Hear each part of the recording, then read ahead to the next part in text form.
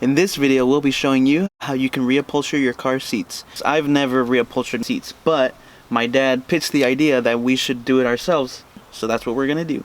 This should take you about 4 to 5 days. The things that you're gonna need are the fabric of your choice, some thin foam, scissors, seam ripper, sewing machine, your car seats, spray glue, some staples, and bolt cutters. The first step you're going to do is take out your seats. Each car is going to be different, but in my case, the 2 front seats had 2 bolts in the front and 2 bolts in the back. Now would be a good time to clean out all the dirt and debris that was underneath your seats. Now that you have your seats taken out of the car, the next step is disassembly. You'll notice that in this case, the fabric is being held in with little clips or staples. All you need to do is use your bolt cutters and snap them off. You need to take off any of the accessories like seat belt buckle, plastic trim, any kind of levers that are on the sides. Make sure you're putting these pieces in a safe place. You'll need to put them back on later on after you're done.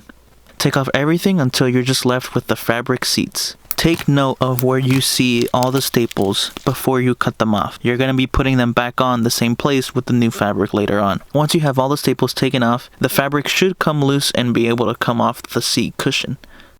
So you should get this, and you should get this. Once you take off the fabric, do not throw it away, no matter how bad it is. You're going to use a seam ripper to rip the seams of each square and shape that makes up the whole cover of the seat. Mark each square corresponding to where they fit. You can now cut out all the shapes. Trace that new fabric pattern onto 1/2-inch foam. Once you have both your new pattern and your foam pattern, you're going to spray and stick them together. Once you have all your shapes done, the next step is to sew them all together. Using pins, pin the shapes together, and then you can sew along where you pinned. If you don't know how to sew, find and work with a friend that does. Once you've sewed all the pieces of one cover, then continue on with the rest, and it's basically the same steps. If you're working with vinyl or leather, I recommend using a Teflon or walking foot on your sewing machine. Once we were done with all the covers, we assembled it back together using staples, and one seat was done. And if you want a custom embroidery job on your seat, you can either do it yourself, or you can take it to your local embroidery shop, which is what I did. And once you're done with one, you can continue on with the rest. One seat took around 1 to 2 days.